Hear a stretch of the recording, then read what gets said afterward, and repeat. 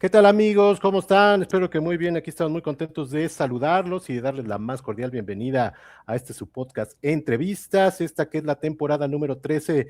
Saludamos como es nuestra costumbre. Buenas noches, buenas tardes, buenos días, dependiendo de la hora en que nos estén viendo o escuchando. Suscríbanse a nuestro canal de YouTube, youtube.com/C Entrevistas Omar.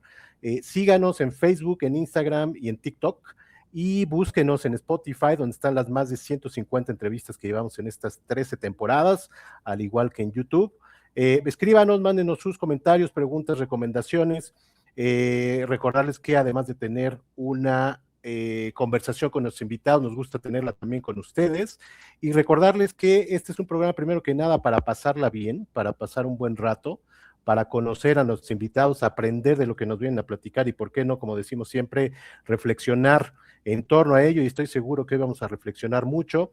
Tenemos un gran invitado, vamos a hablar de muchos temas, vamos a hablar de infancia, de familia, de animales, de insectos, de naturaleza, de ciencia, de serpientes, de comunicación, de libros, de escritura, de humor, del fondo del mar, de podcast, de redes sociales, de curiosidad, de Homo sapiens, de ajolotes, de fieras, de científicos anónimos y mucho más. Y para ello quiero darle la más cordial bienvenida a Andrés Cota Iriart. ¿Cómo estás, Andrés? Hola Omar, mucho gusto, contento de estar aquí, saludar a todos y todas quienes estén escuchando. Muchas gracias, pues se logró, luego de algunos problemas técnicos, aquí estamos. Así que muchas gracias, sé que andas vuelto loco, andas en todos lados, ahorita nos vas a platicar algunas de las cosas en las que andas, pero yo quería empezar mostrándote una imagen para que me digas, espérame, esa no es, dame un segundito, espérame, vamos para allá, ahí está, esta imagen. Y tú que me digas qué te recuerda. Pues mi infancia, no, iba a decir la infancia, pero la mía al menos. Sí, Platícanos qué es. Es Massachusetts, es Cape Cod, que es Cod en inglés es bacalao, o sea, es Cabo Mm, Bacalao, Cape Cod, y es una península pues en el norte de Estados Unidos, bastante silvestre, que tiene como cosa curiosa, pues que en ese poblado de Woods Hole hay dos o tres institutos oceanográficos de biología marina muy importantes. Y digo, es curioso porque esa península pues, es famosa por varias vidas literarias, curiosamente, mm, y la bahía misma, pues Herman Melville ahí escribía, por eso se hizo famosa Cape Cod, yo creo. mira, Y luego, pues Thoreau, si conocen el libro de Walden, pues está escrito ahí. Y también Philip Hoare también ha escrito bastante. En fin, es un lugar sui generis porque está este poblado, está el bosque, por supuesto, pero luego tienes una isla como Martha's Vineyard, donde están como los ricos de Estados Unidos y varias novelas policíacas suceden ahí. ok. Y más abajo hay una zona más hippie. Bueno, en fin, es un lugar interesante y para mí, pues marcó mi infancia como de los 2 y medio a los 7 y medio, 8. ¿Sí? ¿Y por qué fuiste para allá? ¿Por qué estabas en esos lugares? Como toda la vida, por accidente. Todo en la vida es un accidente y pues por el accidente, en este caso, creo que fortuito de que mi mamá y mi papá pues son científicos y estudiaban ahí su doctorado, están haciendo su doctorado ambos. Más jóvenes que yo en este momento, o sea que Mira. Oye, pero era como vivir casi casi en el paraíso, ¿no? En el Edén. no sé, porque yo era niño, no sé cómo ser adulto ahí con una beca de doctorado, no ha sido fácil, o sea, vivir con becas de doctorado nunca ha sido fácil, ni en los 80 ni ahora, Pero entonces para ti, vivíamos muy frugalmente, digamos, ¿no? ok. No teníamos posesiones. Yo hoy en día lo digo de broma como que era una infancia budista, pero impuesta, ¿no? O sea, no. Tenía un par de libros y una bicicleta y eso era lo único que me acompañaba, pues, o sea, vivíamos de una manera modesta y vivimos en como, yo alguna vez las conté, pero como 11 casas, bueno, 11 Ok, lugares, entre departamentos, casas, cabañas, a lo largo de esos años, o sea, nos cambiamos de casa continuamente. ok. Eh, Entonces, bueno, para mí como niño, los niños y niñas pues se adaptan a lo que les toca. Esto es algo, la verdad que es virtuoso de la especie humana, ¿no? De este primate que se amolda. O sea, Sí. no quiero decir que sea algo necesariamente positivo, pero incluso si te tocan hacer una zona de guerra, como niño o niña, ¡pum!, te adaptas y encuentras ahí Cierto. dicha y encuentras ahí inspiración y encuentras ahí momentos. Y también quien tiene, o sea, no sé, entonces eso es curioso. Entonces, no, yo la pasé muy bien, definitivamente. Y ahí tu contacto con la naturaleza era máximo, Obligatorio. ¿no? Obligatorio. Obligatorio. Era parte condicionante del espacio. Y bueno, claro, el kinder al que yo iba estaba asociado a estos institutos, ¿no? O sea, el kinder al que yo iba era el kinder de los institutos, porque sobre todo este lugar de Woods Hall, realmente si tú vas ahí en invierno, creo que la gente, supongo que sigue siendo más o menos parecido. La población local son como 500 personas. En realidad se puebla como durante la primavera y el verano, sobre todo los 3, 4 meses del verano, porque es cuando se activa y muchos laboratorios mudan su laboratorio de otros lados ahí. Ok. Entonces, realmente nosotros pasamos buena parte del año en Filadelfia. Mm. Y Filadelfia, bueno, otra cosa, ¿no? Otra realidad, otro tipo de salvajismo, no necesariamente, o sea, naturaleza humana, pues, vivimos en un barrio bastante marginal y había mucha violencia. Ok. Nunca nos pasó nada grave a nosotros, pero se sentía, pues, estaba así. Y ya en verano, pues eran estos meses privilegiados, en efecto, de estar allá. Y entonces el kinder, imagínate, era para los hijos, hijas de los investigadores. Y entonces te llevaban a nadar al mar diario, Mm. agarrabas un montón de animales. Todo era sí, como al aire libre, al aire.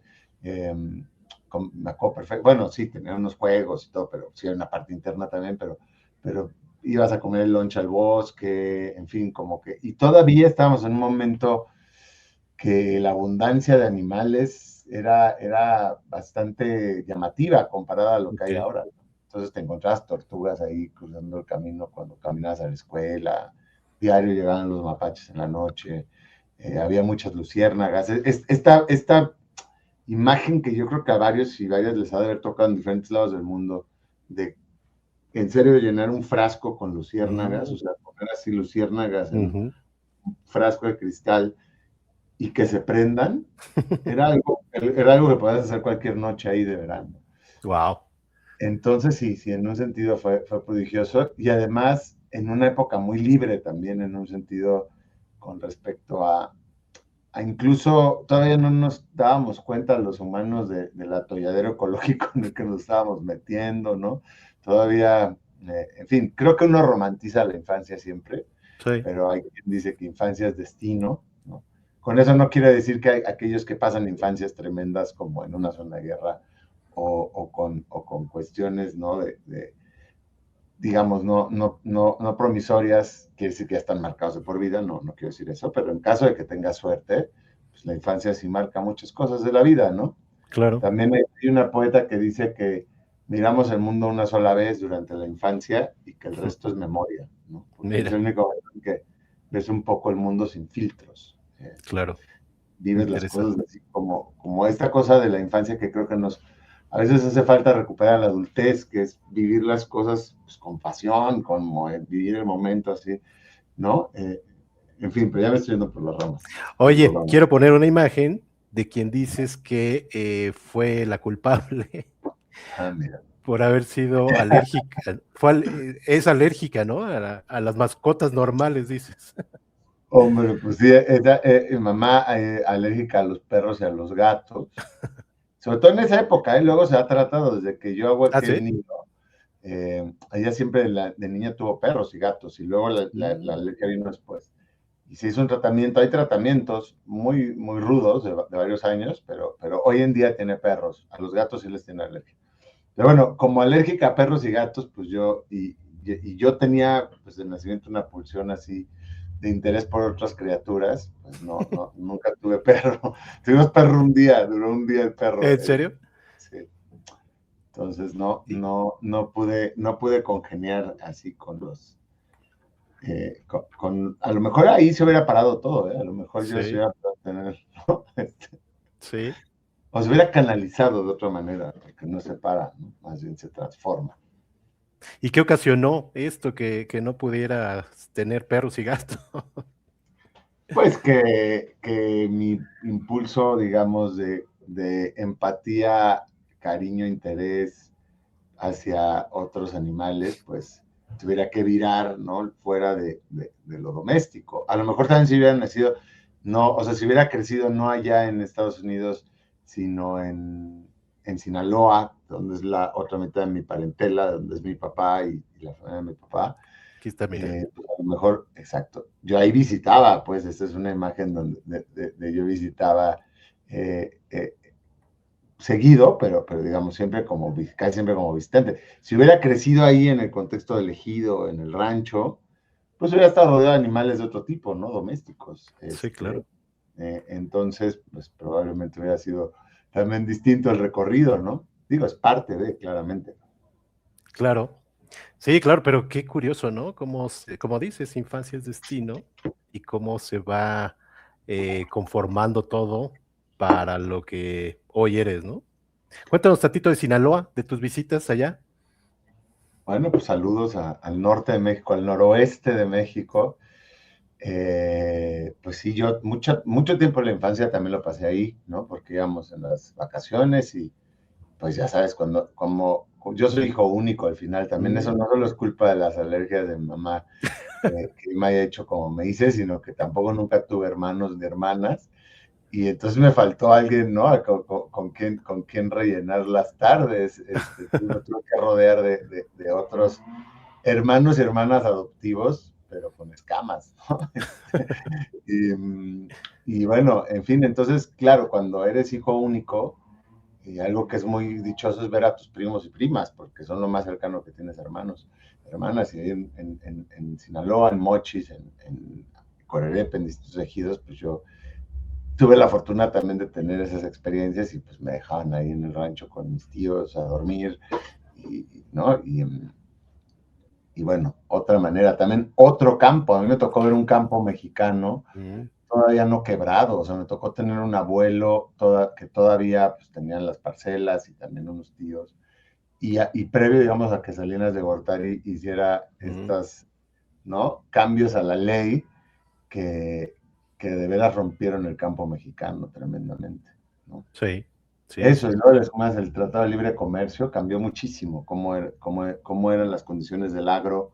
Y bueno, hoy en día es otra realidad. Hoy en día está Monsanto y demás. Bueno, ya Monsanto no se llama Monsanto, pero bueno, todas estas transnacionales que hacen prácticas despóticas con respecto a los granos, y entonces ya no Cierto. puedes seleccionar semilla, y está todo hecho para que les tengas que comprar cierto herbicida, porque la semilla que te venden solo crece con un herbicida particular, en fin, sí era, por eso digo, otro mundo, ¿no? Así como quienes tenemos pues más de 30 años, nos tocó crecer en un mundo que todavía no tenía internet, otro mundo, ya deja tus teléfonos, que es que inteligentes, ¿no? Teléfono celular, otro mundo, pues en Cierto. términos del campo, en términos de la abundancia de animales, en términos de la biodiversidad, pues era distinto, era otra cosa. Otro mundo, completamente, ¿no? Ya me pusiste nostálgico con esas fotos, ya ves. Oye, y cuando regresas, bueno, cuando llegas acá a la Ciudad de México, ¿cómo fue el cambio?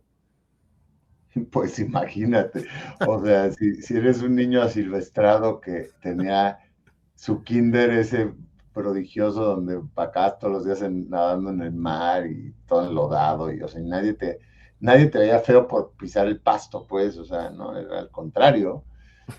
Y además teniendo un montón de criaturas que deambulaban por la casa, porque, pues fíjate que yo hasta entonces prácticamente no tenía mascotas como lo que se entiende mascotas, solo un hámster sí tuvimos 3 años, que se escapaba todo el tiempo, y la mitad de esos 3 años vivió así como suelto por la casa viéndonos furtivamente, pero casi todos los animales que transitaban por la casa estaban unos días, ¿no? Mm, Porque finalmente cuando estás en un lugar con mucha biodiversidad y tú tienes una pulsión como la que yo tenía, pues te encuentras una tortuga y te dejan tenerla unos 3 días y luego la sueltas, ¿no? O sea, claro. es otra manera, o insisto, sí, unas lagartijas, en lo que sea. Pero de pronto, pues tú ya tienes un bagaje que no te puedes quitar de encima, ¿no? Y ya a los 8 años, bueno, sigues siendo muy niño, pero ya estás formado, ya tienes preferencias, ya tienes gustos, ya tienes obsesiones, creo. Y entonces ya traía eso y pues de pronto ibas a vivir a Coyoacán, ¿no? Así. Y bueno, pues sí había biodiversidad, obviamente, porque la Ciudad de México es dentro de las capitales megalópolis mundiales, tiene una diversidad muy, muy llamativa. Pero entonces se fue transformando, ¿no? Eso yo lo que digo es cómo justifico, no sé si sea cierto, ¿no? Pero así justifico el hecho de que poco a poco yo empecé a coleccionar animales, porque entonces ya no se quedaban los días, sino que se quedan a vivir. Y luego, pues no sé si es la gracia de que se me daba bien mantenerlos, y pues duraban muchos años, ¿no? O sea, duraban muchos años. Y luego, claro, yo pues pasaba mucho tiempo también en ese entonces, imagínate, era otro mundo, en serio, esta idea como del Petco y las tiendas de animales, empecé a comprar grillos o gusanos, no existían No, aquí. ¿verdad? Entonces yo me la pasaba en los parques, agarrando lombrices, mucho tiempo de las tardes yo lo pasaba capturando comida para darle a los reptiles que tenía, fíjate. Entonces, lombrices, cochinillas, te imaginarás, grillos en ciertas épocas del año, porque antes también había muchos más insectos, ¿no? Sí, No te estoy hablando hace unas décadas, sí ha sí. cambiado mucho. Pero bueno, eso fue por un lado, ¿no? Regresar a vivir a la Ciudad de México, o para mí llegar a vivir, porque yo pues me fui de Exacto. aquí a los 2 años, entonces antes de Sí, los 2 años, no sé cómo sea la gente que esté viendo esto o escuchando, pero yo no tengo ninguna memoria antes de los 2 años. sí, no. Y lo que sí sé es que cuando antes se vivía en la Ciudad de México, vivíamos en un departamento de 25 metros cuadrados, imagínate. Ok, También por eso yo a veces creo que cuando llegué finalmente al monte allá a Massachusetts, pues había una ansiedad como exploratoria, ¿no? Porque, claro.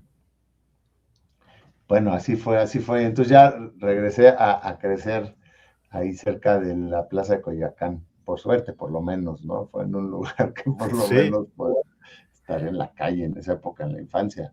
Ahora ya no es así, pero yo no. cuando estaba ya en sexto de primaria, por lo menos, o sea, desde ahí ya me acuerdo que ya, pues la tarde nos íbamos al parque, yo y unos amiguitos, y ahí estábamos solos por ahí, ¿no? Y nos íbamos al mercado y todo, sin problema. Mucho más Ahora libre era, ¿no? ya también, no, ya no hay.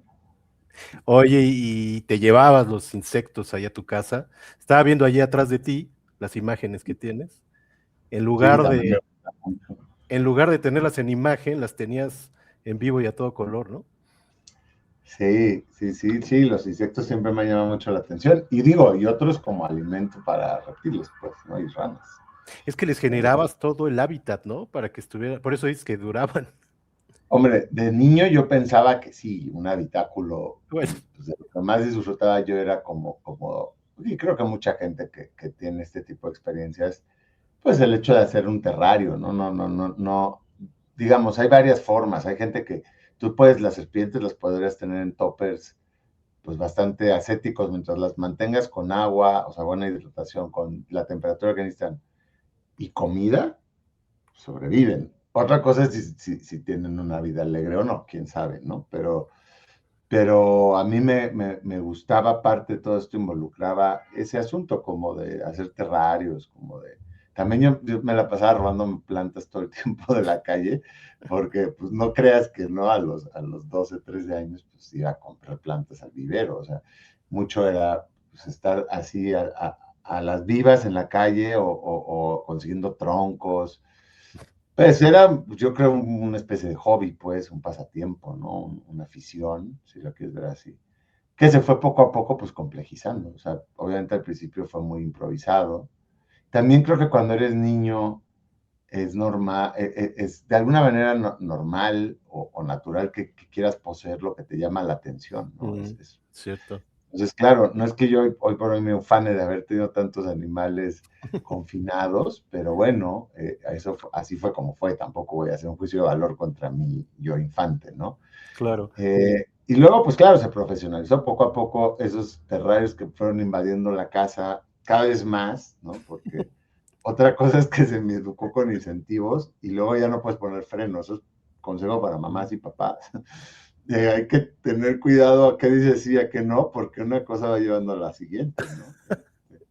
Entonces, bueno, pues por fortuna no se me censuró creo yo que hay muchos niños y niñas, y no es que todas las personas venimos al mundo como con una pulsión naturalista, ¿cierto? O sea, la mayoría de Cierto. niños y niñas, si no los contamina la adultez, no le tienen miedo a las serpientes, eso es mentira. O sea, tú un bebé lo pones con una serpiente y le chupa la cola, o sea, no le da el más mínimo miedo.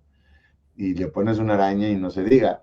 Y si no hay un mundo adulto que le diga, ¡ah! Y le imprima, pues ya como todo este constructo cultural, cuando no religioso, de qué es bueno y qué es malo, entonces no, o sea, entonces podría seguir, o sea, ¿cierto? Nacemos sin racismo, sin clasismo, sin problemas de género, sin ninguno de los tropiezos que luego pensamos son humanos, en realidad son del mundo adulto con ciertos constructos culturales.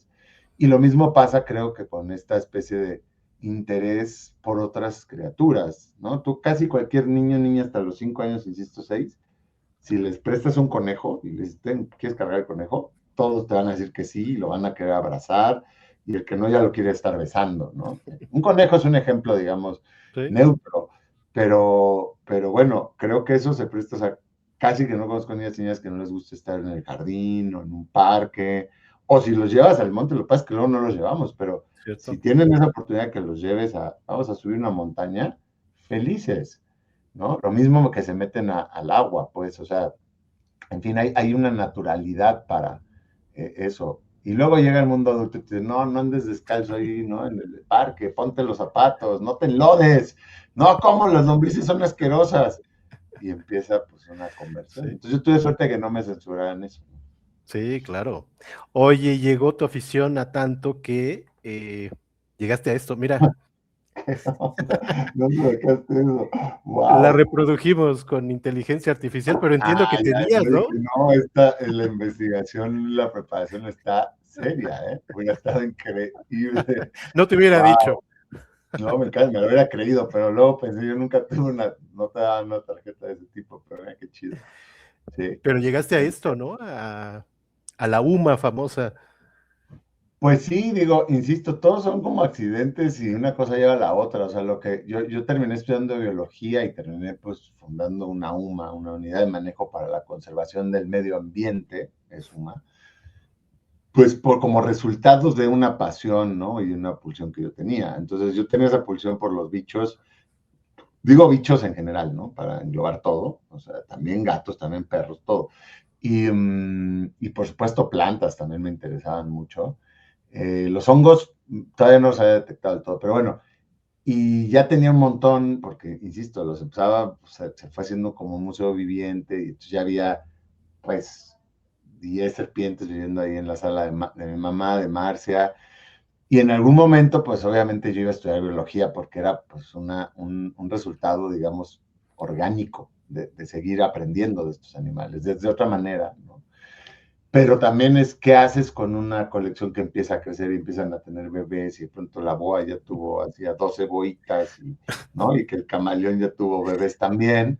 Y entonces, claro, llega un punto en que tienes que, bueno, legalizar. Yo, pues casi todos los bichos que tuve, o la gran mayoría, eran animales nacidos en cautiverio, hay que decir eso, no, no Claro. eran animales atrapados, ni mucho menos. Entonces, una vez que son nacidos en cautiverio y que llevan muchas generaciones naciendo en cautiverio, bueno, pues hay una cuestión filosófica, pero no tienen otra opción que vivir en cautiverio esos animales, no los puedes soltar, Claro. ¿no? Lo haces una cosa muy irresponsable por varias razones, a las que no me voy a meter ahora, pero entonces están ya precondicionados a eso, pero entonces empiezan a nacer más, la manera de que eso sea legal, digamos, es hacer toda una trimetalogía para registrarte como un sitio, pues un criadero, así tengas no intención de venderlos, ¿no? Y ni siquiera intención de los voy a procrear mucho, porque hay quienes sí hacen eso, pero bueno.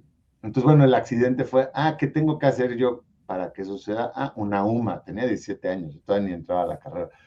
Entonces, una UMA, bueno, ¿cómo se hace una UMA? Y entonces me informé y dije, eso creo que lo podría hacer, fue uno de mis primeros proyectos más serios. Fue largo, es burocracia, ha mejorado todo en ese Ok. sentido. no sé, ya no conozco a mucha gente que registró UMAS, pero en su época, en mi época era un proceso que debería haber sido rápido y fue larguísimo. Había un montón de corrupción, obviamente. Y, y total, porque yo tenía 17 años y yo dije, no, yo no voy a darme un peso nunca, porque esto supongo que es un trámite gratuito. Y bueno, no te era medio kafkianas las oficinas y de papeleo, y trajo la forma 32, no sé qué, como hoy dirían la 32D, y tú así, sí, aquí está, no, ese formato ya no es, joven, vas para atrás, ¿no? Y no sacó la segunda fotocopia del, no. Ahora, era una legislación curiosa, porque yo cuando hice ese trámite era lo mismo tener 4 boas así en la casa, que pensar que tenías una UMA más de carácter extensivo con una población natural de cocodrilos que querías. O sea, era un poco un trámite sobrado. Ahora se han Ok. mejorado, han estratificado más. Pero bueno, me fui un poco por las ramas. El caso es que sí, No, no, sí, no. se volvió una UMA y entonces a mí, yo es claro, no pienso en esto hasta que alguien te lo dice años después, pero claro, yo entré a la carrera, yo entré a biología ya teniendo una UMA, imagínate. Entonces, claro, otras personas entraron a biología pues, sin demasiada idea si eso iba a ser o no su onda. Yo tenía esa como así. Y sí, la tuvimos muchos años. Al final, yo en un momento pensé que a lo mejor sí iba a ser un esquema de vida, porque cuando tienes más bichos y cuando llega un punto en que ya estás en la carrera y estás pensando, yo en algún momento me voy a tener que mantener a mí mismo, Mm. cuando no hay estos bichos que ocupan todas estas peceras, y que ya para entonces, para la UMA, pues ya era un cuarto específico en la casa de mamá que se pudo acondicionar. Eventualmente, cuando yo me salí de casa de mamá, construimos un lugar. Eh, entonces era como muy profesional, pues se fue profesionalizando mucho. Y en algún punto dije, bueno, yo, esto pues va a ser mi vida, entonces yo tengo que poder, ¿no? Generar dinero de esto. Y entonces sí tenía una intención de aprovechar algunas crías. Después de algunas veces de hacerlo, y la experiencia fue muy amarga, ¿Ah, porque, sí? pues sí, pero yo criaba camaleones y los camaleones son delicados. Hoy por hoy los venden en muchos lados y la mayor parte de esos camaleones que uno ve en tiendas de animales que llegan a casa de alguien, no quiero generalizar, habrá quien los cuida bien, pero yo creo que el 80% mueren pronto, ¿no? Claro. Mueren antes de lo que deberían, porque realmente involucra un compromiso muy grande tener un bicho de estos. Como involucra un compromiso muy grande tener una pitón que va a crecer 5 metros, Mira, ahí ¿no? Y que está. a lo mejor de bebé tiene una comparación buena. Está buena la investigación. Eh, o sea, eso es una boa bebé, ¿no? En el caso de la imagen ahí más Raver. De hecho, es una boa de vida libre, esa fue la primera vez que fui a Calakmul, cuando Calakmul todavía no era un destino turístico y había muchísimos animales, era impresionante, ¿eh?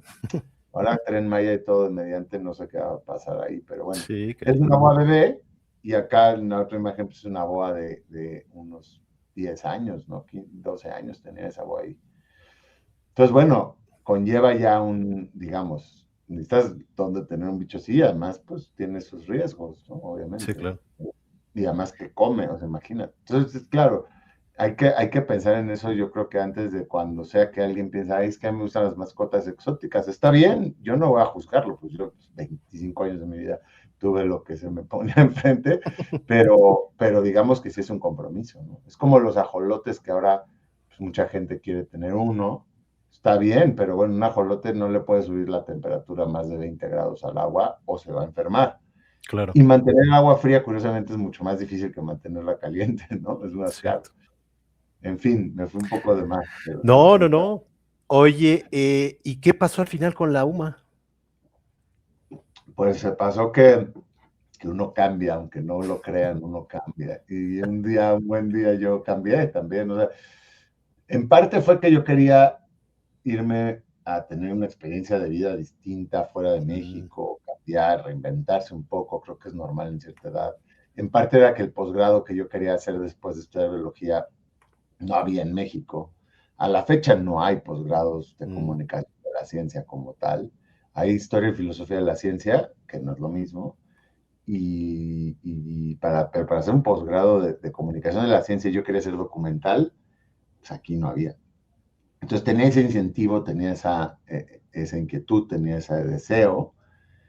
Y por otro, llevaba 25 años casi, o 20 y pico, pues cuidando a los bichos, cosa que era mi pasión, pero también era un lastre, ¿no? Sí, claro.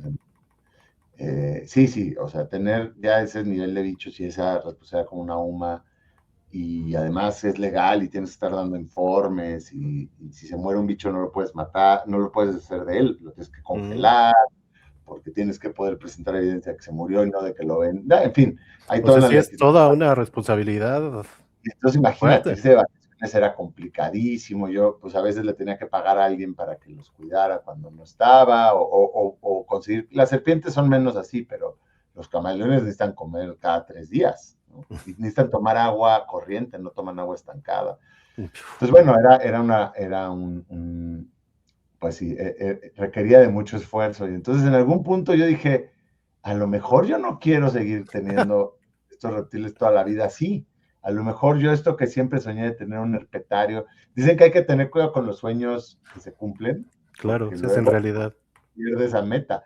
Entonces digo, yo el herpetario que logré hacer en mis posibilidades ya era bastante, y era lo que me había imaginado, si bien no era un herpetario de exhibición. O sea, lo que hubiera seguido era abrir eso al público, ¿no? Y también en un sentido yo empecé a dudar, no sé si me encanta la idea de tenerlos confinados, ¿no? O sea, o no en todos los casos. También los humanos somos muy buenos para generalizar a partir de unas cuantas excepciones de una muestra. Cierto. Entonces yo creo que el cautiverio o no cautiverio no se puede decir así como, depende del caso, es caso por caso. Es como la legislación. ¿Está mal tener loros en casa? Sí. ¿Está mal comprar loros y que haya mercado de loros? Totalmente.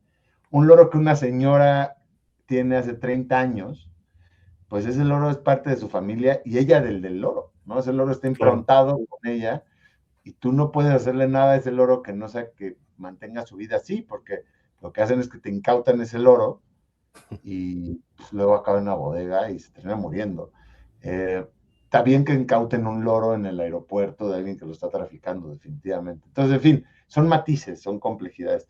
Pero yo en un punto dije, a lo mejor yo esto no es lo mío, a lo mejor lo mío no es tener bichos en peceras, y a lo mejor hay otra manera de yo acercarme a mis animales que me obsesionan, ¿no? Y entonces finalmente fue un proceso largo, lograr el posgrado, lograr la beca de CONACYT para poder seguir estudiar fuera, y a la vez, pues, qué hacer con la UMA, porque una vez que tú tienes una UMA, en realidad los animales son de la nación, ¿no? Se vuelve un comodato.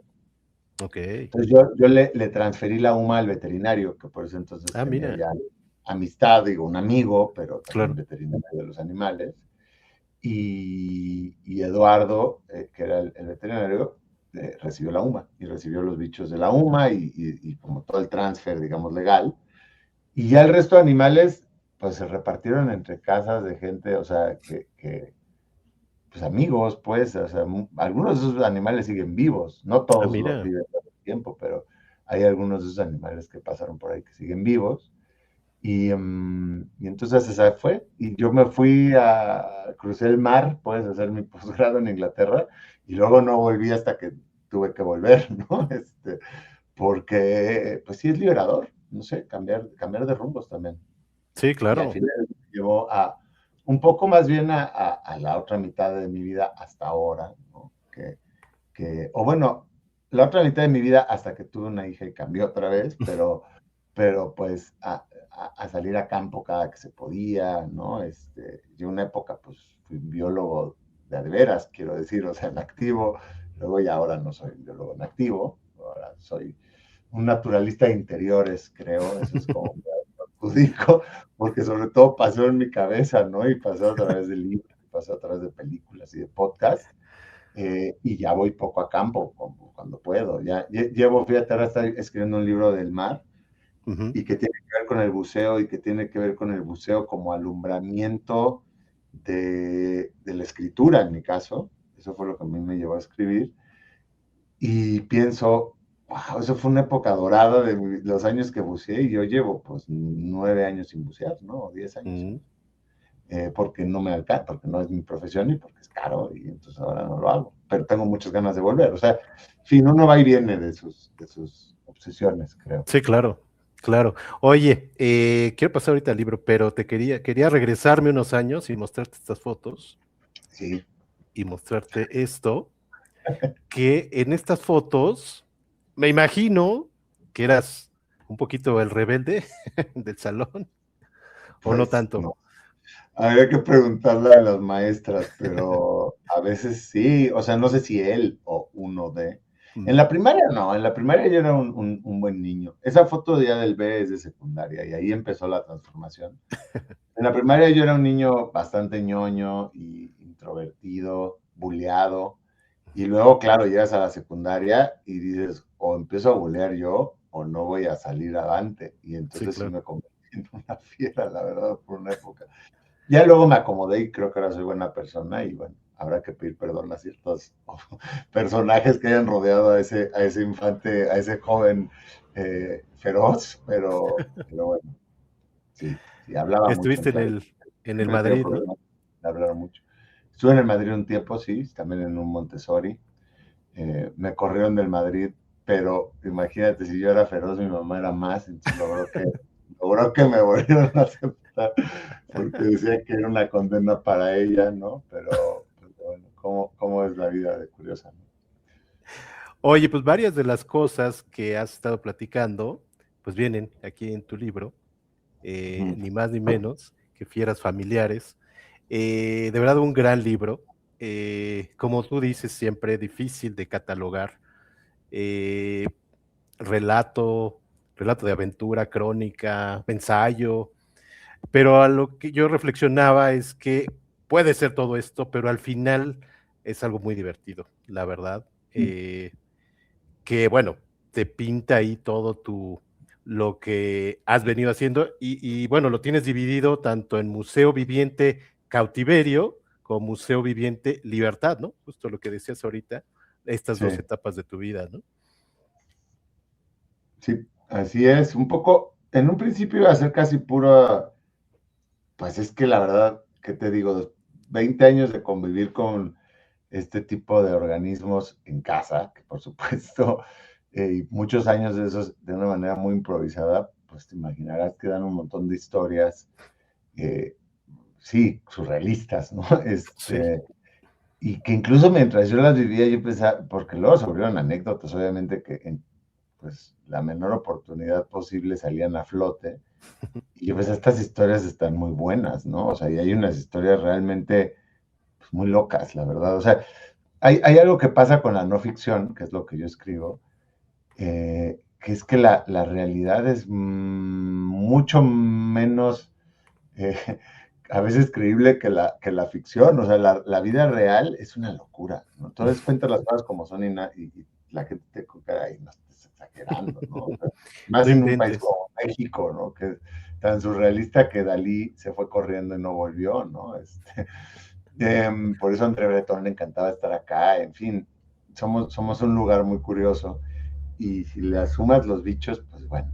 Entonces, eso fue un poco la primera era de Fieras Familiares, un poco por eso de Fieras Familiares, un poco también un guiño a mi familia y otros animales de Gerard Durell, que Mm, yo fue formativo leer este tipo de literatura que yo escribo ahora en español, pero pues que yo crecí leyendo en inglés, porque yo aprendí a leer en inglés.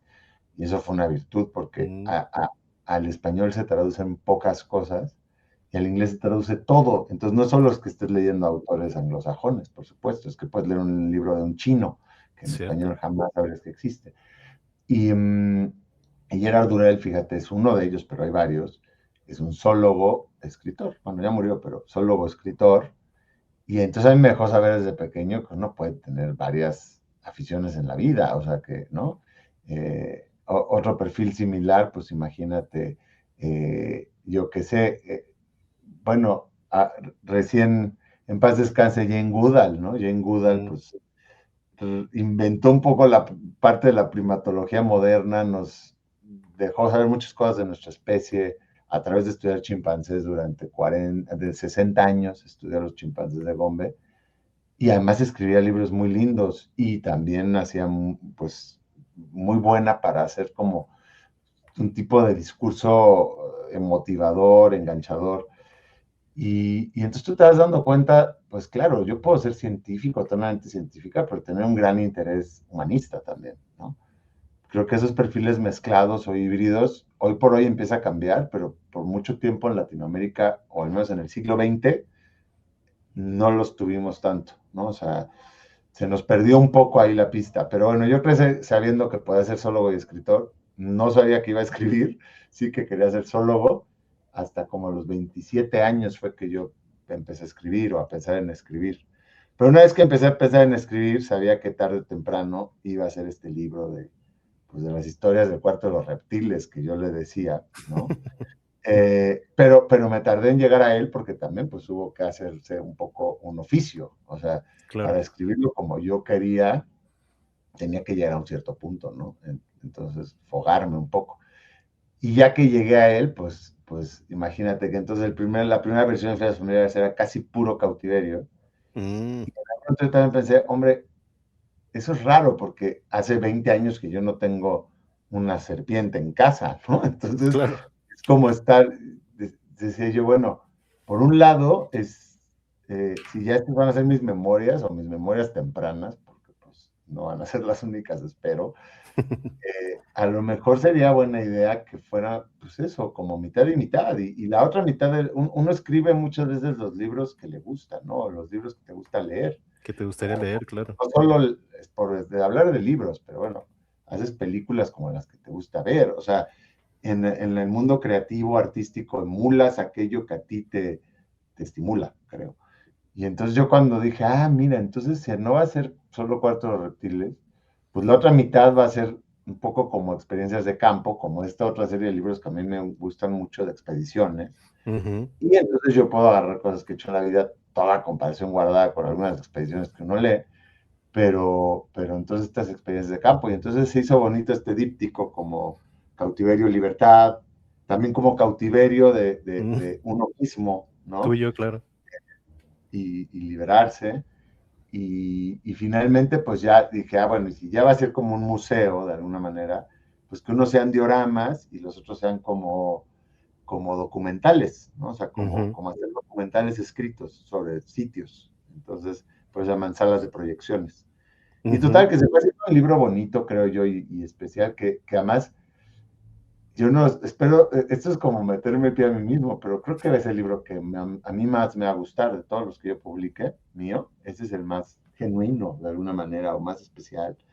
También conforme uno escribe más, y creo que pasa en cualquier Mm, arte, también te vuelves más consciente del proceso sí. y de alguna manera, no menos libre, porque uno siempre puede buscar maneras de romper, pero sí más constreñido, o sea, más como, ¿no? Como que estás involuntariamente más consciente cuando leo también, yo ahora leo muy lento, o sea, es Mm, curioso cuando la gente me dice, no, hombre, este libro te lo lees así en una sentada, ¿no? Te lo lees en una tarde, y yo pienso, qué horror, ¿no? O sea, porque yo leo muy lento porque me gusta fijarme y ya es inevitable. O sea, fijarte cómo están las comas y cómo está estructurado el mm, párrafo y cómo una idea lleva a la siguiente. O sea, te estás fijando mucho más en cómo está, digamos, confeccionado. Yo creo en la que estructura, ¿no? un carpintero ve una mesa y no puede evitar estar pensando cómo están puestas las patas, y eso es una buena idea o no es una buena idea, ¿no? Sí. Analizas más. Por eso yo hoy en día también me gusta poder seguir leyendo en inglés, porque como el inglés, aunque lo maneje bien mi cerebro, no lo conozco tanto. Entonces, no, ahí sí que puedo leer más libremente como lector, ¿no? Claro. Eh, me fui mira, me dijiste algo y me fui así No, de no, inglés. no. Está perfecto porque yo quería preguntarte, es que se ve en el libro, en todos tus libros, pero en este en particular, cómo tienes una estructura y cómo, me imagino que así lo piensas, cómo desde el inicio quieres enganchar al lector para que siga leyendo, ¿no? Y siempre pones algo que te deja picado para seguir leyendo. No sé si eso lo aprendí, bueno, me imagino que siendo lector lo aprendiste, pero no sé si eso lo aprendiste también allá, donde, aquí mira, en esta foto, Ah, déjame ver si qué chido. se ve o no. Creo que todavía Sí, no se ve, claro, ¿verdad? claro. Claro, el Imperial College. Ajá. Esto. No sé si Pero eso lo aprendiste allá o bueno, me imagino que también de lector, pero platícanos un poquito cómo fue lo del Imperial College y cómo logras esto porque la verdad es muy evidente que planteas algo al inicio para que enganches al lector y ya luego sigues con todo lo demás, aunque sigues con algunas cuestiones para enganchar al lector, ¿no?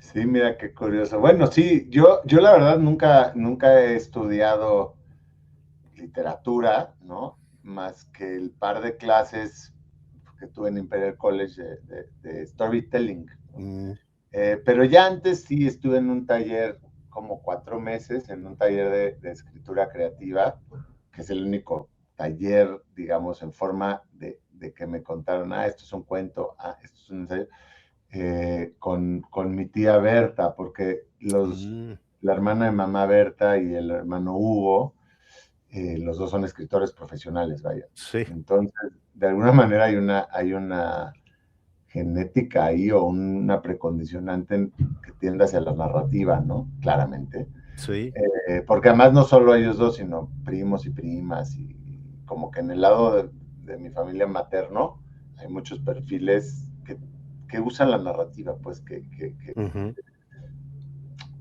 pero digamos, estas bases que dices tú, sí creo que son mucho de leer, o sea, son mucho de a veces sin querer entender por qué las cosas que funcionan, ¿no? Entonces, claro, el arco dramático, la tensión en cualquier historia es la base de el quiero saber qué va a pasar, ¿no? O sea, es finalmente el motor más inmediato que te mantiene siguiendo una trama, ¿no? Que finalmente, digo, en la narrativa más básica, porque hay otros tipos de narrativa, pero son sucesos encadenados, ¿cierto? Y entonces si tú sabes que esto va a llevar a esto, pues lo puedes estirar, ¿no? Lo puedes mezclar, puedes, que sí te lleva a esto, pero en realidad pasa otra cosa que no te esperabas. O sea, digamos que son elementos fundamentales de contar historias que suceden en los chistes, que suceden ujú, cuando tú repites una anécdota muchas veces y te gusta y no te ha aburrido, porque llega un punto en que las anécdotas te aburren y ya te da flojera contarlas, pero sí, cuando no, siempre si las has contado unas 3, 4 veces, te apuesto que las cuentas mejor, porque ya has identificado qué es lo que da risa, qué es lo que genera tensión, qué es lo que, ¿no? Y sí, entonces pues, lo puedes saborear más, vaya. ujú, Entonces, bueno, cuando tocó el turno de estas historias en el libro, la verdad es que eran historias que yo había escrito en otras versiones mucho más preliminares, en algunas revistas, a lo largo de los años, y entonces como que tenía claramente lo que es la trama, y luego tenía otro componente que tiene el libro que es más ensayístico, que es, pues, sí, de alguna manera hablar de información y de datos curiosos, pero los datos curiosos por sí mismos pues, son infografías, ¿no? Entonces, claro, romper con eso, pero sí son datos que quieres contar. Sí es interesante si estás hablando de estas serpientes gigantes, pues saber que hay algunos lugares en Filipinas que son a la fecha los lugares en que más ataques de serpientes mm, gigantes humanos hay, ¿no? Y entonces hacer una teoría ahí de, bueno, hace no muchos miles de años de nuestra evolución, pues yo creo que era parte de nuestras, ¿no? Tropiezos cotidianos, ¿no? Que te intentara comer, depende en qué parte del mundo vivas. En fin, entonces como que yo tenía estos elementos, entonces tenía la historia, que es a mí como me gusta muchas veces, no solo escribo así, pero para estos libros narrativos sí, una historia, una anécdota que me va a servir para hablar de cosas que me interesan a mí y que a mí me interesan desde un punto de vista también científico, y entonces ujú, la pego de ahí, y entonces, y luego algo también como en comentario sociológico, ¿no? Porque los libros también son para hacer crítica social, sí, definitivamente. Y sí, sí, entonces sí, como que teniendo ya esas hebras, pues bueno, ahora, cuando tú lees un libro, si está bien logrado, no quiero decir que este lo esté, pero si está bien logrado, no te das cuenta de eso. O sea, ujú, mientras mejor logrado esté, más se desliza y fluye todo, ¿no? Y más, poco quiero pensar, verosímiles para con respecto a su propio mundo. Y entonces, para mí, no quiero decir que la literatura tenga esa finalidad, no creo que la literatura vaya a ser ni didáctica ni necesariamente útil para nada, ¿no? La literatura debe ser per se por sí misma como la ujú, ciencia básica. Pero en el caso mío, que sí me interesa contar cosas sobre las serpientes, por ejemplo, o sobre las tarántulas, o sobre los murciélagos, o en este caso, ahora que estoy trabajando sobre las profundidades marinas, pues funciona muy bien, ¿no? Porque las historias son creo que para mí la mejor manera de transmitir aspectos del mundo. Sí. Y si a eso le agregas un poco de autoburla, ¿no? Y autohumor, porque eso también, esos son elementos, fíjate, eso sí, a lo mejor sí viene muy de la tradición inglesa, por ejemplo, que tienen como todo esto del sarcasmo, ¿no? De la ironía, y sí, no ignoro que ahí hay un componente claro. Yo cuando leía estos libros de Redmond O'Hanlon, ¿no? Bueno, de quien decía hace rato, de, de Gerard Durrell, Douglas Adams hace un poco lo mismo, todos son ingleses. Bueno, Douglas Adams terminó viviendo en Estados Unidos buena parte de su vida, pero todos vienen de esta idea británica y buena parte de sus libros es como volverse antihéroes, pues, o sea, ves a este señor y ponlo en una selva de Papúa, o sea, es la persona menos apta para estar ahí en un sentido, y le pica todo y no está en condición física y casi que podría ser fumador, ¿no? No creo que sea fumador, no, pero en fin, todo eso ayuda a ser un personaje que falla, ¿no? Y hay este epígrafe que yo uso que bad decisions make good stories, ¿no? Las malas decisiones hacen buenas historias. Y bueno, entonces nada, como que yo pues heredé un poco eso y lo repliqué y funciona bien. O sea, yo no te voy a contar triunfos, te voy a contar mis tropiezos, te voy a contar mis encuentros con fauna, pero sobre todo mis desencuentros, ¿no? Y él me decía, oye, pues tú tienes muy mala suerte, ¿no? O sea, te ataca todo, te dan parásitos, te enfermas. Y yo digo, mira, creo que todas y todos nos enfermamos, lo que pasa es que mucha gente no lo cuenta, ¿no? Exacto. Yo, en cambio de eso hago mis historias. Y bueno, si estás en contacto cercano con animales, sean salvajes, sean silvestres, sean domésticos, sean, digamos, exóticos en cautiverio, sea como sea, mientras más contacto estás teniendo con otras criaturas, pues más probable es que eventualmente toquen algunos pasajes no tan favorables, ¿no? Más si estás hablando pues de reptiles grandes o de mamíferos grandes estando en libertad. Sí. Incluso un orangután que vemos ahí, que son de los animales más apacibles que hay. Un orangután macho enojado, uy, no tienes idea de lo que es eso. O sea, yo nunca lo he visto más que en videos, pero me tocó estar en Borneo 2 días después de que había habido un incidente, porque había un macho muy grande están en libertad, pero bueno, hay unos lugares donde les ponen comida y es como un refugio para volver a silvestrar animales que vienen de historias cruentas de cautiverio. Y entonces hay un macho muy grande que está en la zona y que cada tanto se deja ver. Y entonces había un fotógrafo, fíjate tú, un gringo, que traía un tripié. Y le dijeron, no puedes tener un tripié si están aquí los orangutanes. Y no le importó y se llevó el tripié. Y lo que pasa es que el tripié, este orangután, al que le había dado un balazo en algún momento de su vida, ve cualquier cosa así con esa forma y piensa que es un rifle. Uf. Y entonces eso no te puedo explicar lo que desató. O sea, yo no lo vi, pero nos contaba el guía. El orangután, este macho gigante, destrozó, había unas cabañas de la estación de investigación y destrozó las cabañas a mano limpia en cosa de 1 hora, ¿eh? O sea, pero no atacó, o sea, claramente conscientes, son bichos, pues son animales, pues muy conscientes. No atacó al turista, o sea, pero sí dejó ver que eso no estaba chido. Entonces, con eso digo bueno, que incluso, o sea, que como decía Darwin, o sea, hasta, dado la situación necesaria, hasta las lombrices de tierra se defienden, pues, ¿no?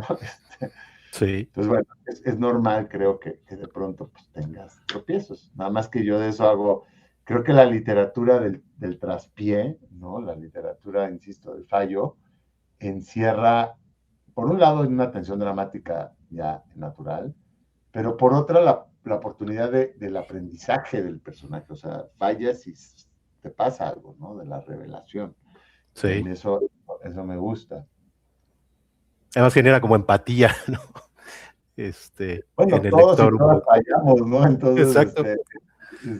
pero bueno, claro, yo como digamos, mexicano de clase media, con muchos privilegios de alguna manera, porque pues en un país como el que estamos, ya el hecho de estar teniendo esta conversación por Zoom a esta hora es un gran privilegio, ¿no? No hay que Sí, ignorarlo.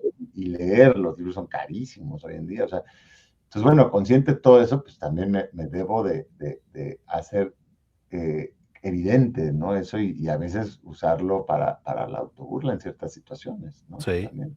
totalmente. Oye, un gran libro, de verdad un gran libro. Como decía Ya, yo,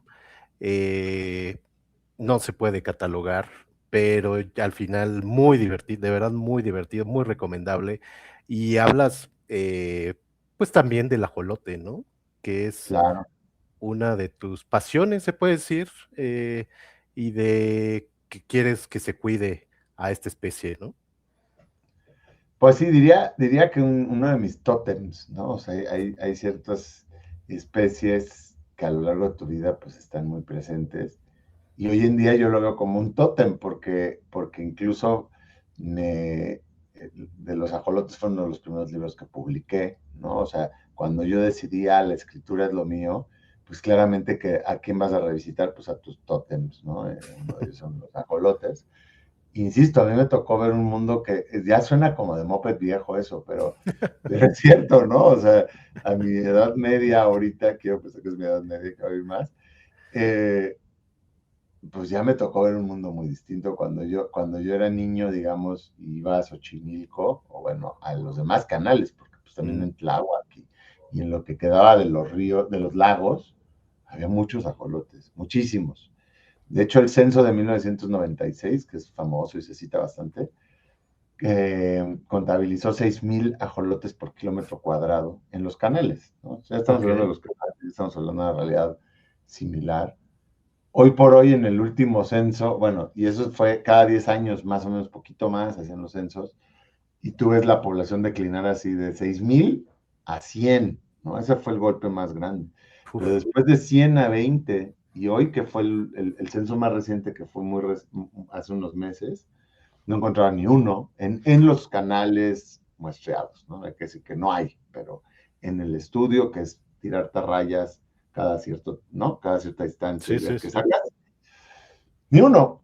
Entonces, bueno, es muy fuerte, porque además es un organismo que, insisto, yo de niño había muchos y me tocó incluso diseccionar ajolotes, o sea, estaban presentes, pues, digo, a veces en peceras, pero pues en muchos lados, se comía todavía en muchos lados, en varias regiones del país siguen comiendo, pero en fin, era un animal común, ¿no? Para nada era como algo que pensaras, ay, en 25 años esto va a estar en extinción. fíjate. Y es muy curioso animal porque está en extinción en libertad, ¿no? Ese dicho que Mm, decimos. Es, una, es raro porque extinguirte en libertad no sé qué significa realmente porque las especies solo existen en su medio y en su ambiente.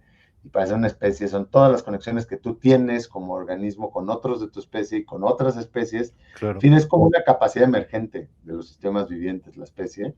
Son su nicho ecológico y en cautiverio, pues tú tienes a los ciertos individuos de una especie, ¿no? Pero en una pecera, un ajolote, pues no es la especie de Ambistoma mexicano, es un organismo, es claro. un ejemplar.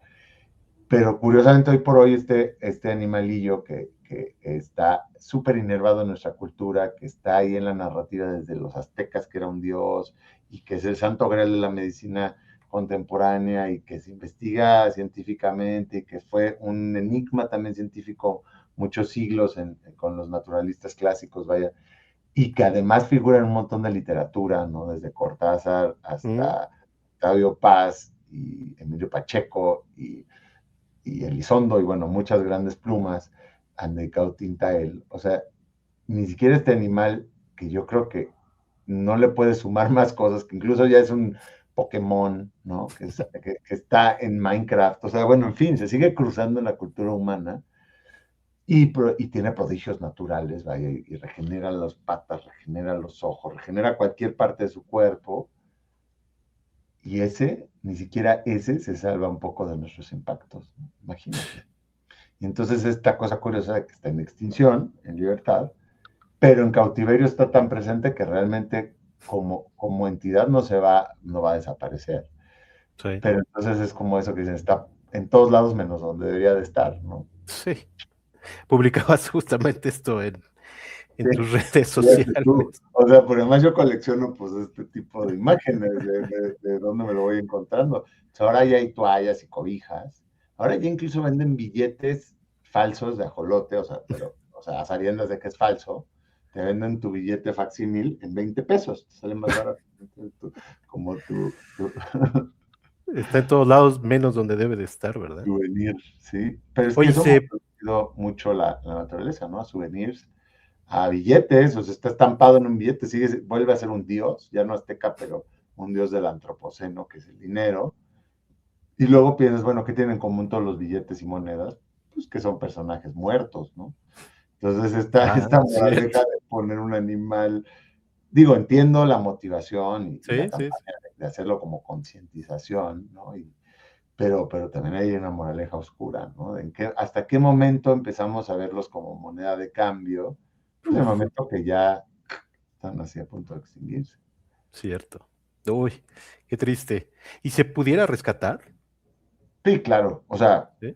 todo se puede si se quiere y se Si tiene la quiere. voluntad suficiente y se une, pues sí, como conocimiento científico, con trabajo con las comunidades y con apoyo político, finalmente.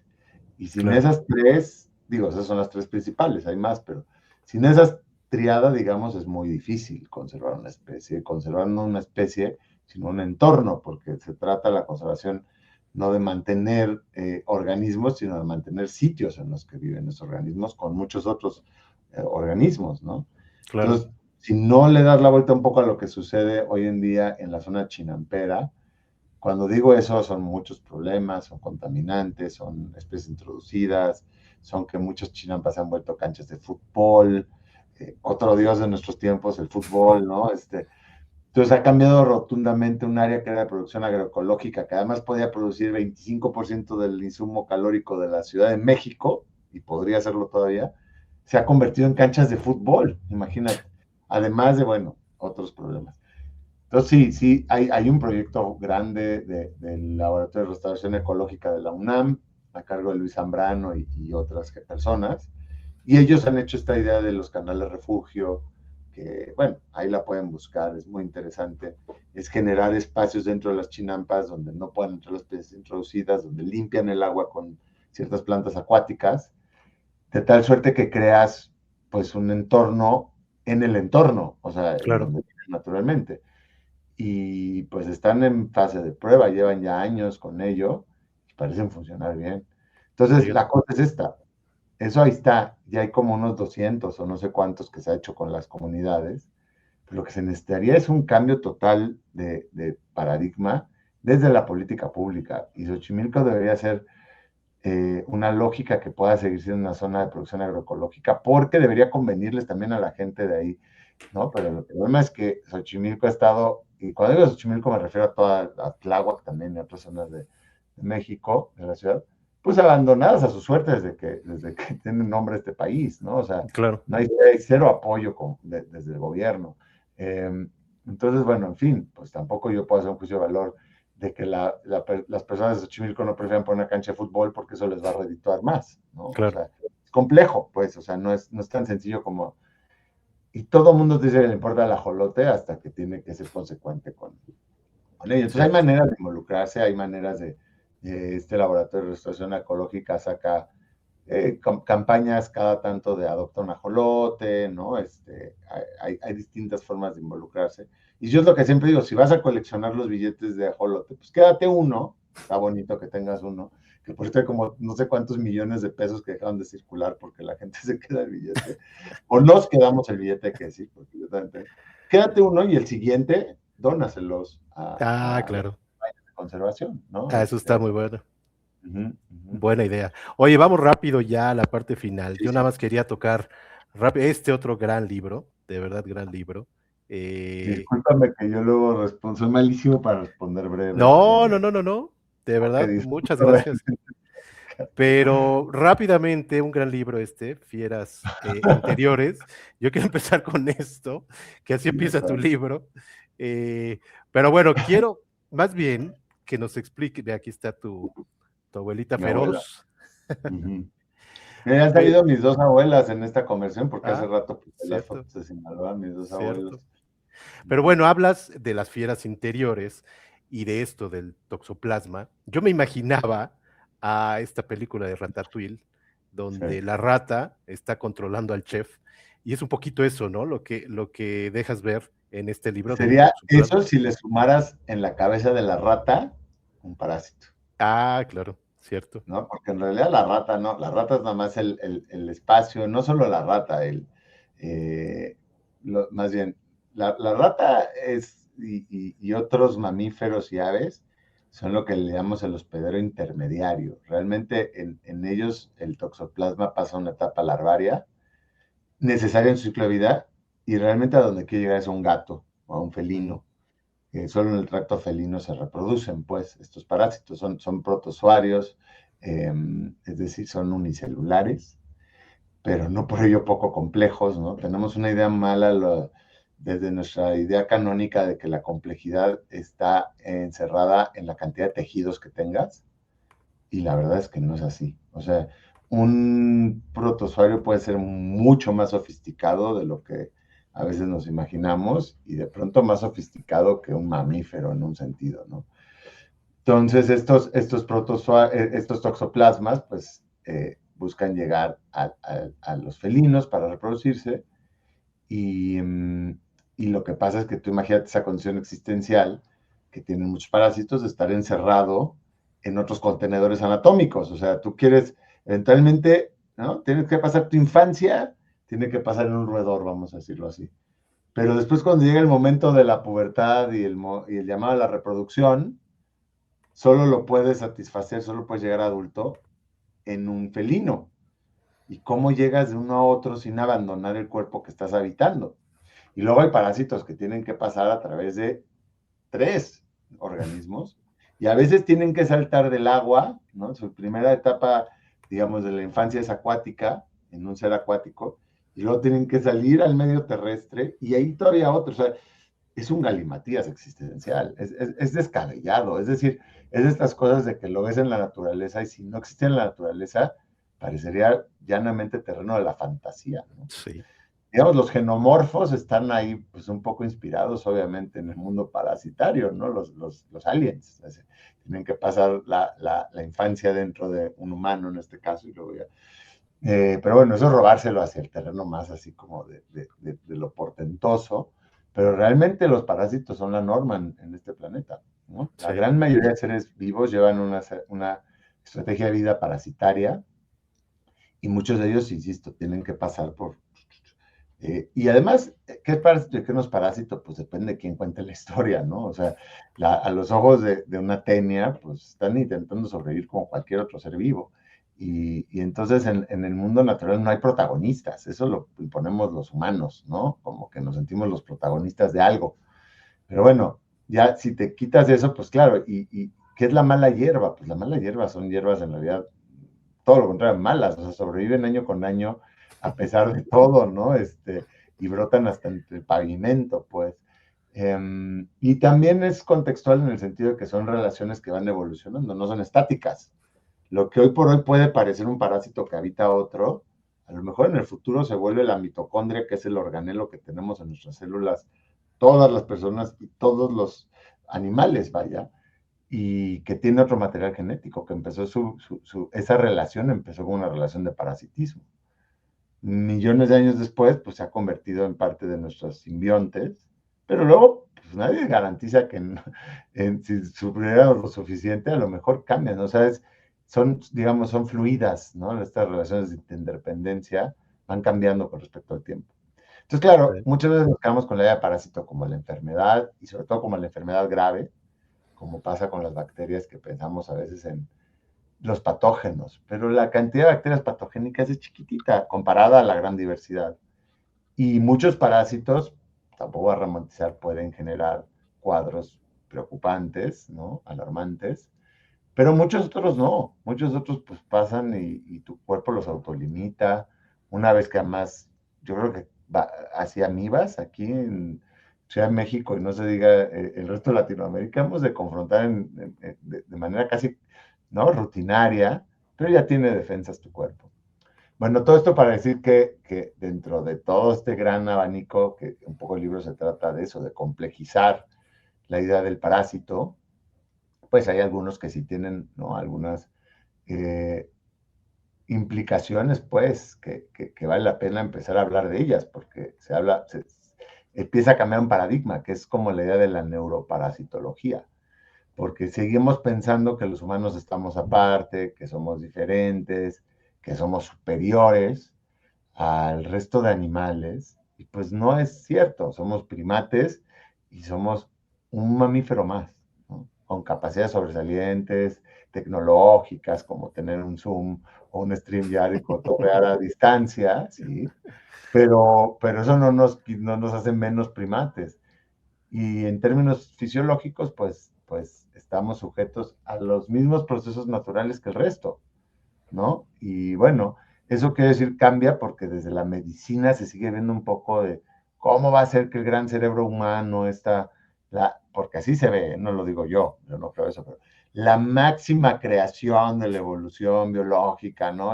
Bueno, cuando no el hijo de Dios, y no solo el hijo favorito de Dios, ¿cómo va a ser que este cerebro, ¿no? Que es así como el topus uranus del universo, eh, vaya a ser secuestrado por parásitos. Y ahí está el tropiezo, ¿verdad? Porque no somos la Tierra no es el centro del sistema solar y el humano no es el centro de absolutamente nada, más que de nuestras propias historias. Eh, la verdad es que hoy por hoy, pues si tú ves que este toxoplasma puede secuestrar la mente digamos, de un roedor, de una rata, y cambiar drásticamente su comportamiento, y dices, eso es interesante, ¿no? ¿Cómo lo hace? Y ves que juguetea con las secreciones hormonales y altera los neurotransmisores, y entonces te baja el cortisol a una rata, le bajas el cortisol, quiere decir la hormona que está relacionada al estrés, el neurotransmisor del estrés, y si tú ya no tienes cortisol, entonces eres menos precavido, tomas más riesgos, te dan menos miedo a las cosas, te dan menos miedo a los depredadores. Y si además juguetea con la dopamina, que es que pasa que el toxoplasma tiene robado en su arsenal genético, pues una serie de genes que tienen que ver con este centro de recompensa de los mamíferos, que es la dopamina. Sí. Entonces, si tú puedes secretar dopamina, o sea, puedes mover así como el engranaje de la dopamina, pues puedes hacer que estímulos que normalmente no generarían placer lo generen, ¿no? Básicamente la dopamina está inmersa pues en las adicciones, pero en el placer también, digamos, de comerte un chocolate o de tener sexo, pues, o sea, es nuestro premio químico, ¿no? Sí. Bioquímico. Y pues este toxoplasma puede juguetear con eso y puede hacer otras cosas. Entonces tú ves eso en una rata y dices, wow, qué interesante. Luego lo ves en un chimpancé, porque les pasa lo mismo. Un chimpancé con toxoplasma pierde el miedo al olor de los leopardos, o sea, Fíjate. pierde el miedo al olor de los felinos depredadores. Pero además puede ser no solo que pierda el miedo, sino que incluso sienta placer por eso. Y entonces ese estímulo que normalmente lo haría salir corriendo, lo lleva a que no se vaya y a lo mejor se lo come un leopardo, que finalmente era lo que quería el toxoplasma, que era llegar al tracto digestivo de un felino. Y cuando tú ves que le haces un chimpancé, dices, uy, bueno, entonces, bueno, de ser superior a una rata, pero de un chimpancé estamos a muy buena parte de nuestro porcentaje genético de cercanía, ¿no? O sea, Sí. 90 y largos por ciento iguales, o sea, eh, y entonces, bueno, dices, ok, entonces a lo mejor a nosotros también nos hace cosas. Y es lo que se está empezando a ver ahora. Digo, es un campo más o menos nuevo, insisto, la neuroparasitología. Yo no lo investigo, yo lo que hago es hacer comunicación de la ciencia Ujú. de cuestiones que me llaman la atención. Todo está referenciado, no lo digo yo, pues, o sea, lo dice Robert Sapolsky, lo dice el laboratorio de Stanford, y hay un laboratorio aquí en la UNAM, por cierto, en la Facultad de Medicina, dedicado a toxoplasma también. Eh, y entonces vale la pena prestarle atención porque parece que tiene una correlación o incidencia pues en patologías mentales, por ejemplo, la esquizofrenia, por Ujú. ejemplo, el trastorno obsesivo compulsivo, por ejemplo, no solo patologías mentales, a lo mejor tomar más riesgos y tener accidentes vehiculares, porque si tú, pues yo no sé quién va a hacer ese examen, pero ese estudio, pero probablemente los compas que corren motos Kawasaki en la autopista a Cuernavaca todos los domingos y de los cuales muchos estampan y se matan, toman más riesgos que mucha gente, ¿no? Entonces, bueno, sí hay una incidencia marcada y se sabe desde hace muchas décadas de toxoplasma y accidentes vehiculares, eso sí se sabe. Y pues ahora se empieza a ver como, y entonces se está estudiando, o sea, se están ampliando hay metanálisis. Entre que son peras son manzanas, la gente que tiene esquizofrenia, cuando digo esquizofrenia, quiero decir cuadros muy agudos de esquizofrenia, claro, con medicinas pues ya una vida relativamente, ¿no? Amable por ciertas épocas, pero bueno, después de las décadas, mi abuela era esquizofrénica, ¿no? Por eso a mí pues me apasiona también entender cómo funciona. Pero bueno, parece que es 3 veces más probable si tienes esquizofrenia que tengas quistes de toxoplasma que no los tengas. Es decir, que hayas estado expuesto. Claro. Y es curioso porque es estar expuesto sobre todo intrauterinamente. Es decir, ¿quién tiene libre albedrío? Yo no sé. Aquí nadie escogió nacer, yo creo. A nivel celular no tenemos libre albedrío, ¿no? A nivel, digamos, atómico mucho menos, ¿no? Pero puede ser que en muchas otras cosas tampoco, porque si tu mamá cuando tú estaba embarazada de ti está expuesta a algunos patógenos, entre ellos el toxoplasma, puede haber incidencias en tu vida a 40 años, ¿no? A 30 años. Uf. Entonces, bueno, es algo delicado, es un tema gigante, no nos podemos ahorita clavar en él del todo. No se trata de satanizar gatos, eso es importante mencionarlo, porque yo tengo gatos, o sea, aquí hay 2 gatos que son parte de mi familia desde hace 13 años, entonces me queda clarísimo la relación afectiva que uno entabla con estos organismos. Sí se trata de saber que existe, sí se trata de a lo mejor entonces desparasitar al gato, para que por lo menos tu gato no esté regando toxoplasma. Sí se trata de que empecemos a pensar cómo vamos a hacer el desecho de las excretas felinas, ¿no? De la arena de los gatos, que eso es bien delicado, que ahí es donde se rega el toxoplasma por todas partes. Y desde luego se trata de saber, porque el toxoplasma puede infectar a cualquier ave de corral y a cualquier bovino, porcino, caprino, o sea, a cualquier mamífero que nos comamos carne. Entonces, los quistes de toxoplasma no solo te llegan, digamos, se diseminan por las excretas felinas, hoy en día en buena medida por la arena, porque los felinos silvestres cada vez hay menos, pero también hay. Pero en realidad nos llega por varios lados, ¿no? Nos puede llegar por varios lados. Es importante, pues sí, saberlo. Las mujeres embarazadas desde los años 80 se sabe que el toxoplasma a nivel uterino puede generar malformaciones o abortos. Entonces se hace una prueba, ¿no? Pero se pensaba que después de los 7 meses, es decir, cuando el bebé, iba a decir producto, pero es horrible decirlo, cuando el feto está ya llegado hacia los 7 meses, ya no generan malformaciones porque ya está muy formado. Todos los 7 meses puedes nacer. Cierto. Pero entonces, lo que no se había visto y ahora se empieza a pensar es que a lo mejor si tienes contacto con el toxoplasma a los 7, 8 meses de ser feto, pues a lo mejor sí te genera problemas en otros lados. Mira. Y bueno, en otros casos, pues la gente que tiene enfermedades inmunodepresivas, ¿no? La gente con SIDA, por ejemplo, ahí sí que se sabe de la neurotoxoplasmosis, se sabe bien y que es una de las causas de muerte, fíjate. Mira. Entonces, claro, no es que no haya precedentes, es que solo ahora se ha dicho, ándale, a lo mejor esto es más complejo de lo que pensamos. Claro. Y si me apuras, yo en el libro hablo del toxoplasma, sobre todo. Y porque se cruza con mi historia personal, que es la historia de mi abuela, y yo especulo si no pudo haber sido el caso de mi propia abuela. Fíjate, revisité el caso de mi abuela hablando de estas fieras interiores, ¿no? Y pensando también en la patología mental como un tipo de fiera interior. Pero bueno, hay toxocara también, que hay de gatos, de perros, que se empieza a ver con problemas de aprendizaje en niños.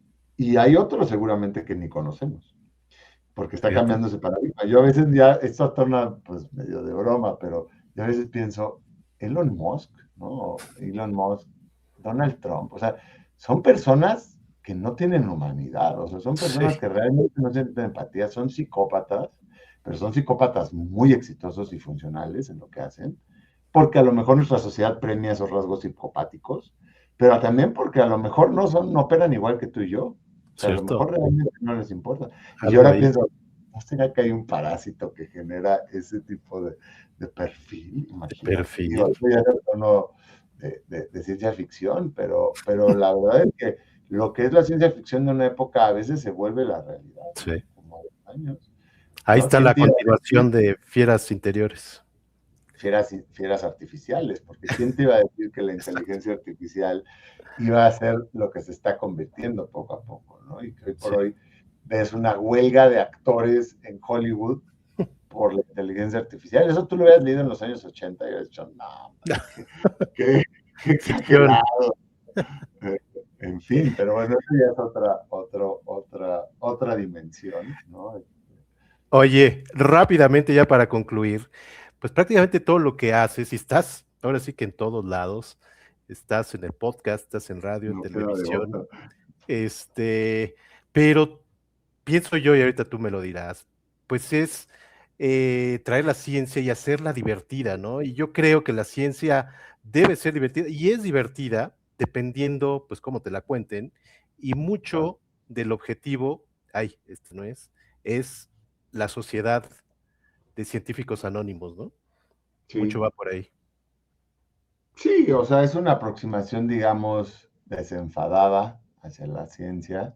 Con eso quiero decir, hablar de ciencia en entornos no convencionales de la ciencia, o sea, sacarla de la academia y volverla como parte del entretenimiento, pues, cotidiano, en este sentido para adultos en bares y cantinas, porque en el bar y en la cantina tienes la experiencia de hablar con tus amigos y amigas de lo que sea y te cuentan, si es economista, te cuenta de sus, no, si es abogado, en una manera muy, digamos, mundana, desenfadada, con humor, que creo yo es la mejor vehículo para transmitir información. Y a veces también el humor es la forma más adecuada para acercarte a temas delicados, ¿no?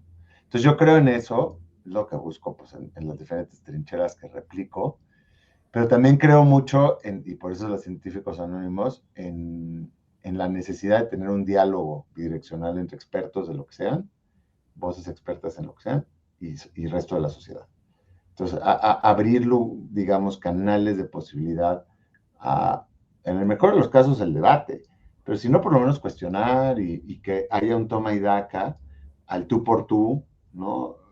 Digamos, horizontal, en que un científico, claro, le quita su meritocracia. Tú le das a un bar o una cantina.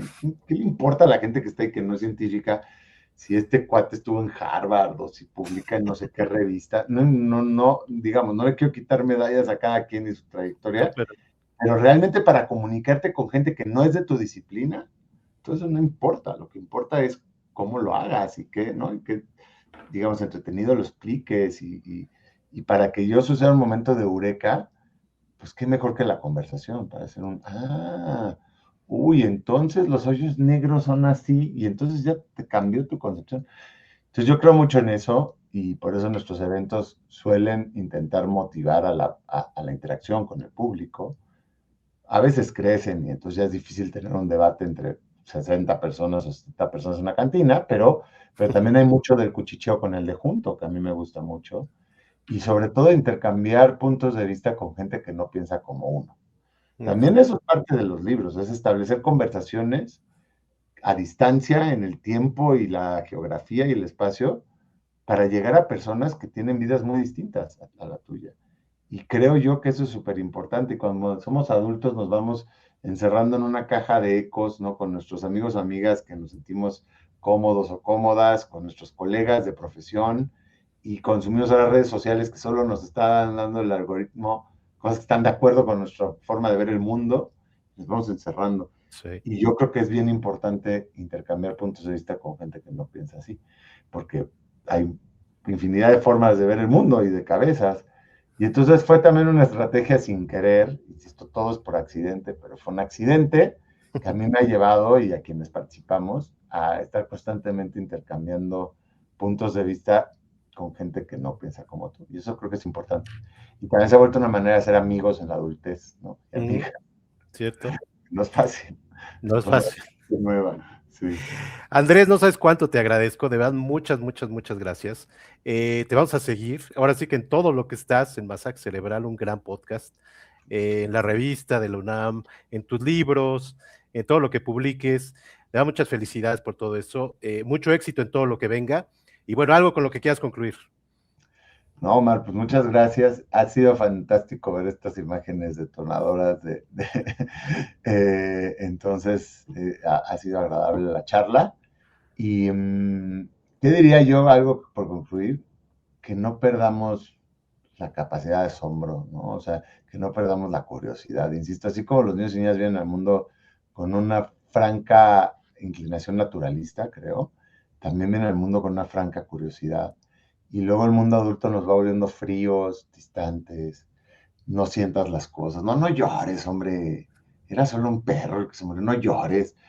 Al revés, llora, siente el dolor, no, no, no, no nos volvamos estos témpanos, o sea, sintamos las cosas y siempre recordar que no importa qué sea lo que les guste, es tremendamente más complejo y maravilloso de lo que puedes pensar. Entonces, hay una gran oportunidad ahí porque tenemos un gran acervo de literatura ya en nuestra expresión, una cantidad de películas inagotables, pareciera, documentales, podcast hoy en día.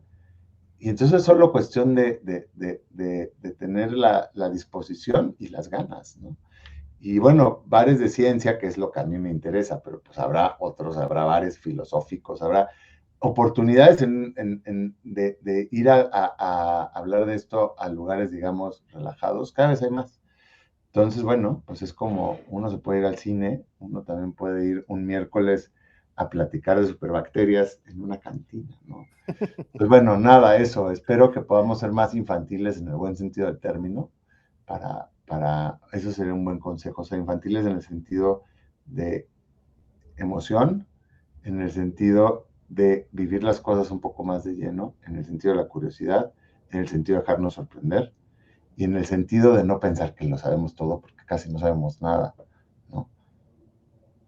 Pues con ese mensaje nos quedamos, no se diga más. Muchas gracias nuevamente y muchas gracias a todos los que nos vieron o escucharon, ya sea en vivo en las retransmisiones. Estén Realmente. pendientes la semana que entra de una entrevista igual de interesante. Espero nos veamos pronto en alguna de tus pláticas o con la Sociedad de Científicos Anónimos. Te Claro mando un que gran sí. abrazo. Abrazos, los dejo porque me tengo que correr. Sí, Chao, chao. cuídate mucho. Gracias por todo. Bye, bye.